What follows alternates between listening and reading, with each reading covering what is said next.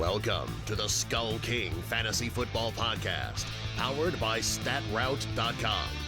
And now, here's your host, Ryan Skullroot.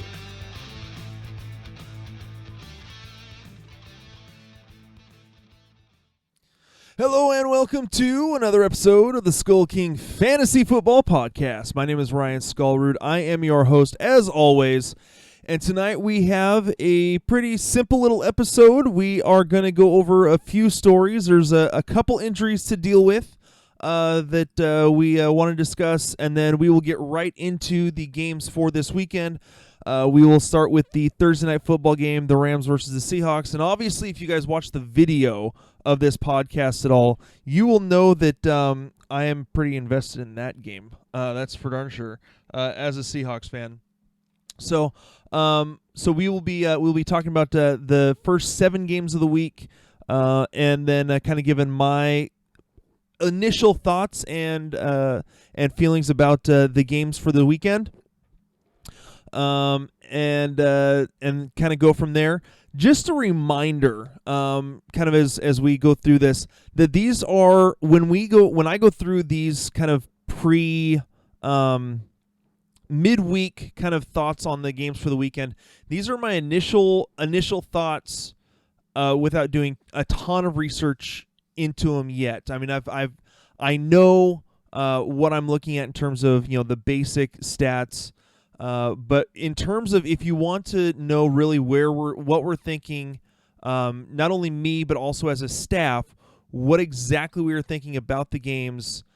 You're going to get that on the weekends, Friday, Saturday, and early Sunday morning when you see our rankings on the website, on SkullKingFootball.com. That's where you're going to get the latest, most up-to-date thoughts as far as our rankings, as well as, with a couple of guys, in a couple of cases with the articles that come out during the week over the next few days on the website as well. So just so you guys know that these are my initial thoughts, and these do change based on injury reports, based on doing some further research and doing some other looking and just some other info that comes in. So with that being said, we wanted to we want to make the announcement about the accuracy results for our rankings.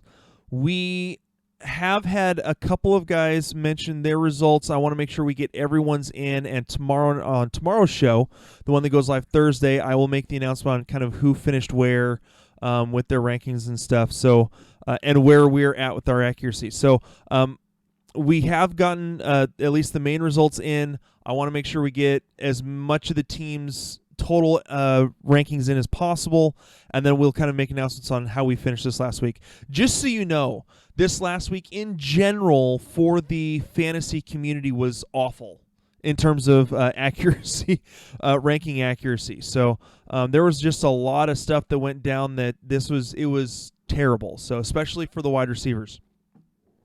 So the overall accuracy for wide receivers was by far the worst it has been all year. So just keep that in mind when you start talking about how no one actually knows what they're talking about. Well, in some cases, yeah, it's just we don't know. We're simply putting our educated guesses out there. So I don't think there are any other announcements. If there are, I'm sure we'll get them on the show tomorrow. So with that being said, why don't we go ahead and jump into the headlines? Today's headlines.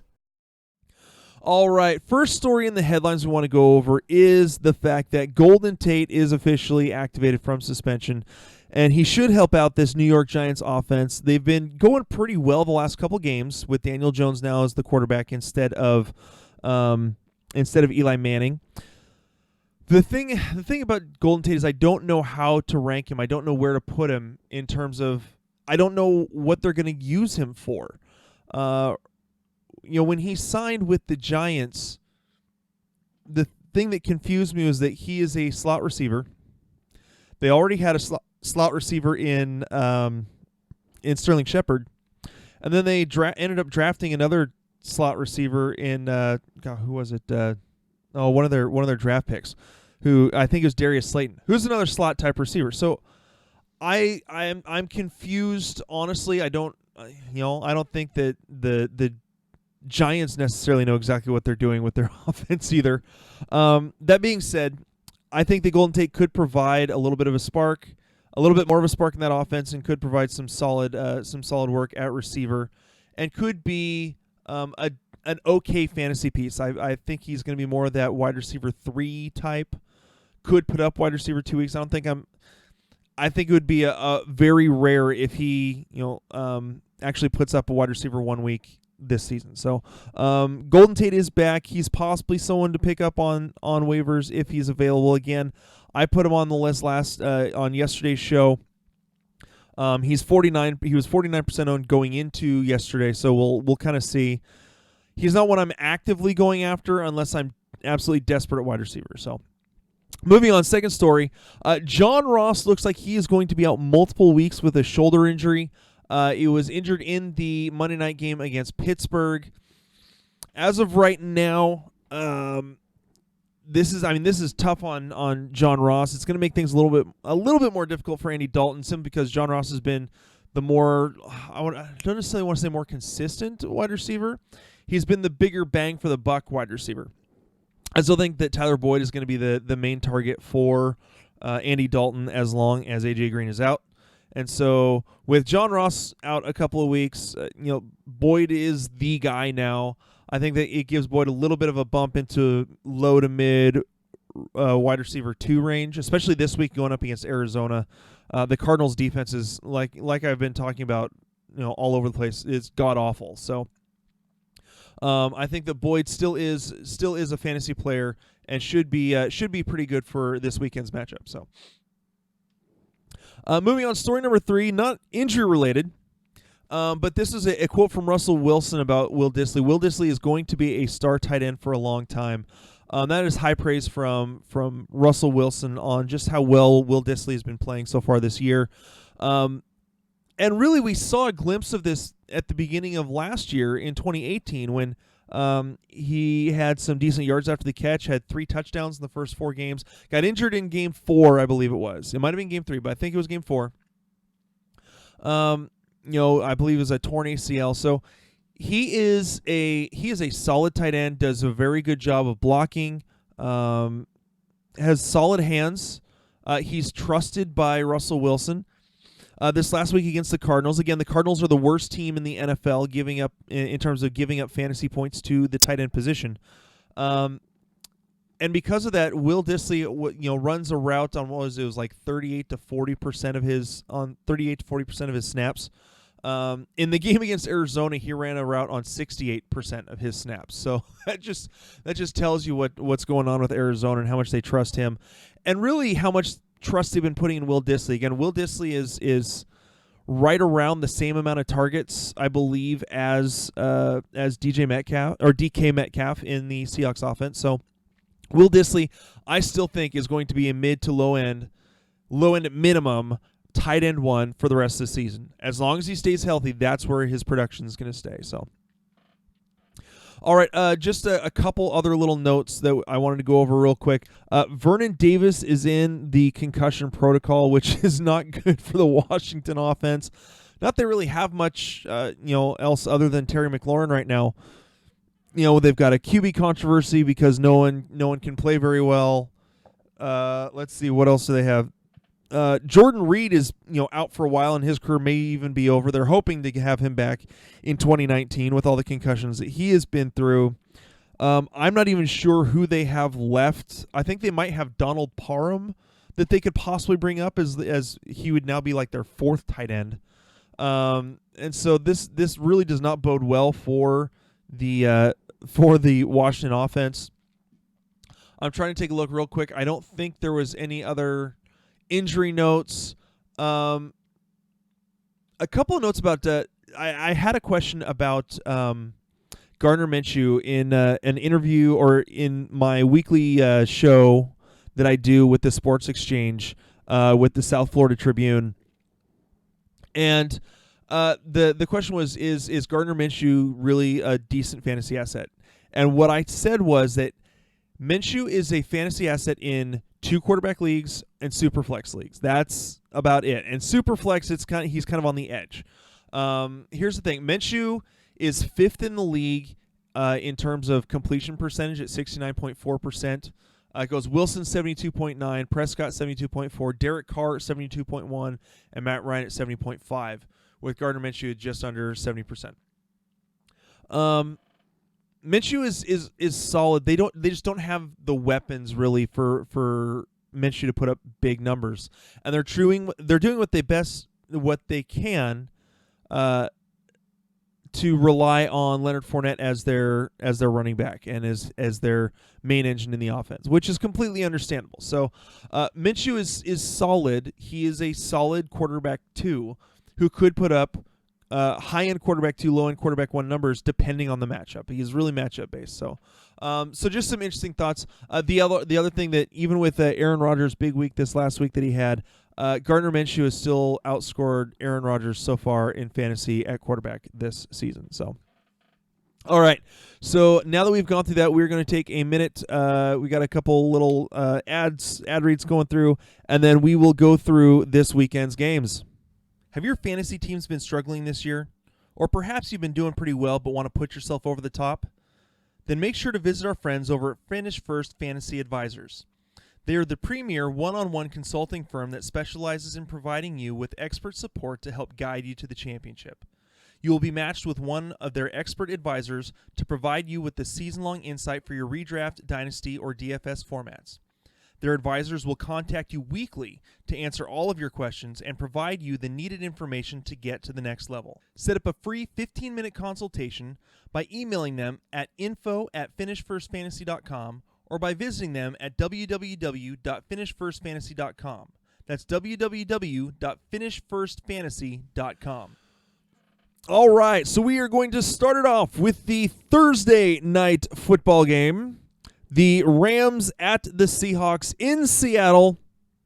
And so here we go. Starting off with the Rams, the Seahawks defense has been playing pretty well on defense, especially in the pass game. It'll be interesting to see how they attack the Rams, simply because they've mainly been running 3 linebacker sets. They've been running a full-on 4-3, leaving three linebackers in. I don't think they're going to be able to do that against the Rams, especially with Cooper Kupp basically destroying the league from the slot position. So, again, we'll see what the Seahawks do. I have Jared Goff still as a solid to upper-end quarterback 2. The Seahawks have been known to give up a bunch of yards, so I have Goff as a high-end quarterback 2, could possibly put up quarterback 1 numbers. Todd Gurley I have as a high-end running back 2. The Seahawks have struggled the last couple of weeks, especially against running backs who can catch the ball out of the backfield, which is what Gurley does very well. Cooper Kupp I have as a low-end wide receiver 1. I think that he has another solid week this week. Woods I have as a solid wide receiver 2. Brandon Cooks, I think the Seahawks have done a pretty good job of holding down the fort in terms of giving up the big plays to wide receivers. And so as far as Cooks goes, I have him more in that low-end wide receiver 2 range. Catches a couple balls and gets into the end zone, it could be a low-end wide receiver 1 week. That's just kind of how he is. He's more the boomer bust guy. Moving on to the Seahawks, Russell Wilson I have as a quarterback 1. In my notes, that's funny. My notes, it says wide receiver 1, but obviously that's not the case. I have him as a quarterback 1, mid to low end. I think that he is going to put up some decent numbers against this Rams defense that really got absolutely smoked by Jameis Winston for 385 and 4. So I believe that Wilson's going to be will be more efficient, can put up 2 to 3 touchdowns through the air and about 300 yards on less pass attempts. So Carson, with the way he's running the ball, I have him as a running back 1 or kind of that running back 1 to 2 range. 8 to about 9 to 13 is about where I think he can finish. Tyler Lockett is a wide receiver 2. DK Metcalf is going to be a wide receiver 3, boom or bust type of candidate. And Will Dissly I have as a low-end tight end 1.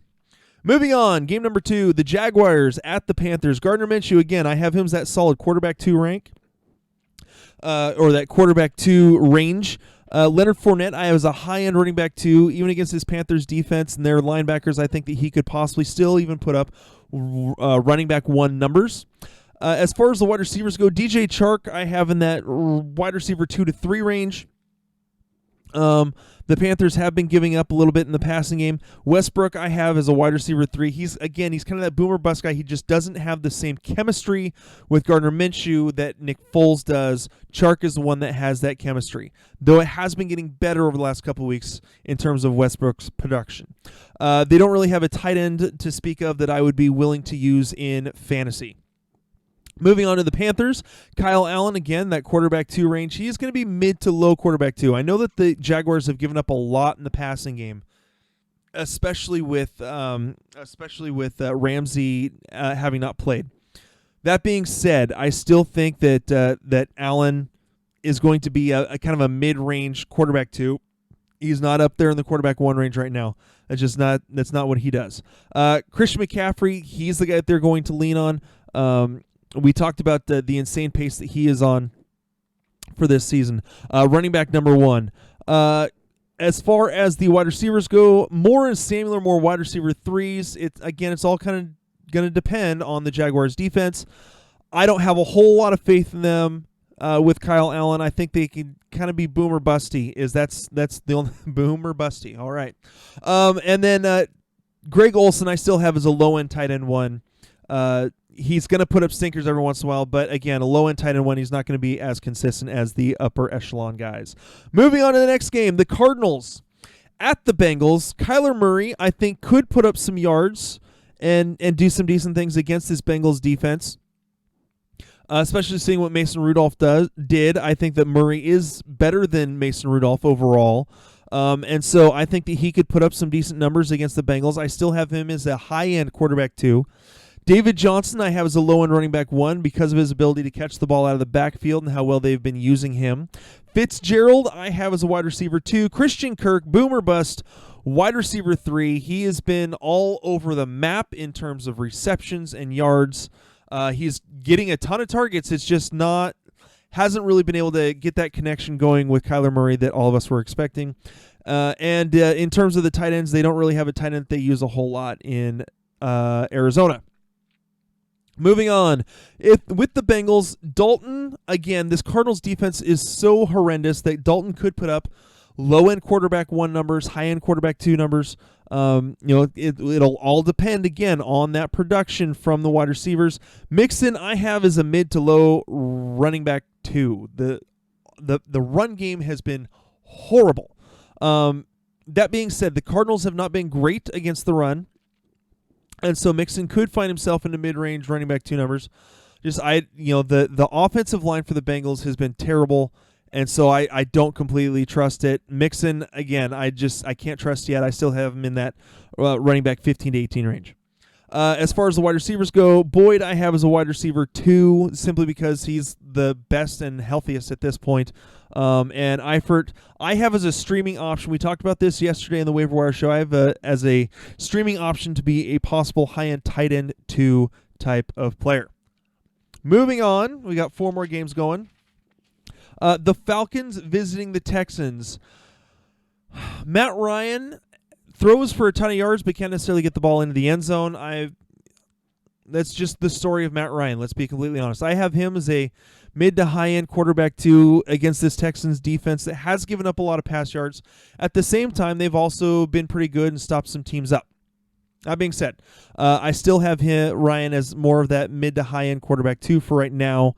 That may change as the week goes on. Freeman, a low-end running back 2. They just have not been able to get that running game going. He's almost a flex play at this point. Julio Jones is still going to be a wide receiver 1. Calvin Ridley, boom or bust wide receiver 3, along with Mohamed Sanu. Those 2 guys basically are interchangeable at this point. I think that Ridley has more of the touchdown upside, but they're practically even at this point. And Austin Hooper is really exploding onto the scene as a tight end 1. He was, again, one of the guys that I was really big on going into the draft season this year. As far as the Texans go, Watson, low-end quarterback 1. He has not been playing well. Now, this Falcons defense has been giving up a lot, so I can see Watson putting up quarterback 1 numbers. I have not seen a whole lot out of him this year, and it's making me a little bit worried for one of my fantasy teams.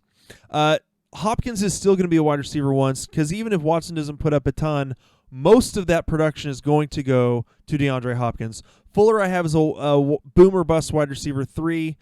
That's really all he can be, and still I don't think technically is really fantasy relevant unless you're in a 16-team league or bigger.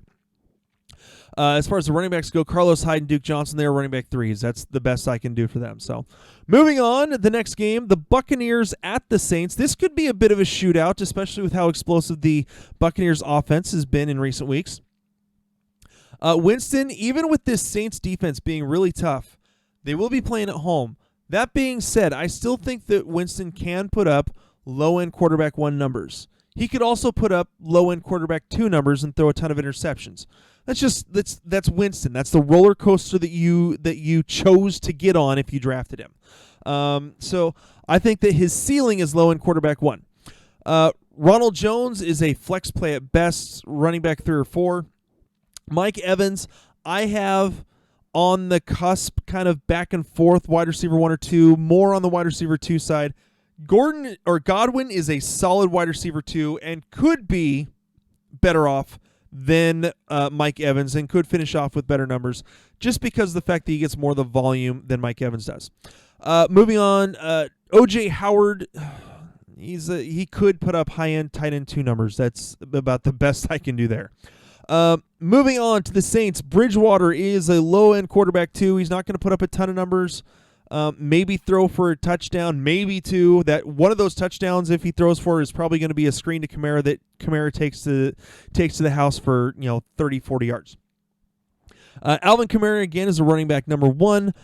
Michael Thomas still is getting enough volume to be considered a low-end wide receiver 1 candidate. More on that high-end quarterback or high-end wide receiver 2, and that's again simply because that's not what Bridgewater does. He's a game manager and always has been his entire career. Jared Cook is a tight end 2 at best. Moving on, 2 more games. The Vikings. Kirk Cousins is a quarterback 2 on a good day. Even Adam Thielen is saying that they have a lot of issues to work out. They have a ton of issues to work out. It's just not working right now in that offense. Dalvin Cook is a running back 1. Against this Giants defense, could put up really, really solid numbers this week. Thielen and Diggs, until something happens with the quarterback position and Cousins can actually start making some throws, they are no better than mid-range wide receiver 2s. I cannot put them any higher than that. I understand that Thielen was top 5 wide receiver last year, and Diggs, or top 10, and Diggs was right there along with him. That's not the case. Cousins is struggling, and I don't know why it's such a problem this year compared to last year. And really, in terms of the tight ends, they don't have a usable one. Rudolph is not a usable tight end for fantasy. Moving on to the Giants, Daniel Jones, solid quarterback 2. Even against this Vikings defense, they've been giving up a bit in the passing game. Wayne Gallman, a low-end running back 2. Again, I've said this over and over. He is just a guy. I understand that that's repeating words from Matthew Berry. I agree with him. Gallman put up solid numbers this last week, but it was against a god-awful defense in the Washington Redskins. Shepard, I have as a wide receiver 2. Tate, for right now, until we know more, he's kind of that wide receiver flex play that I'm not totally trusting. I don't necessarily want to put in my lineups until I know a little bit more. Evan Ingram is a tight end 1, mid-range tight end 1. He could be the top tight end just because of how he plays and how he's used in that Giants offense. Moving on to the last game that we are going to cover tonight, the Bears at the Raiders. This one is going to be in London, but luckily, if I've read the schedule right, this will not be one of those stupid 6 o'clock in the morning on the West Coast games. This is going to be 10 o'clock in the morning on the West Coast, so we'll get to see it as along with the rest of the first slate of games. Chase Daniel is a quarterback 2, even against this Raiders defense that has been back and forth.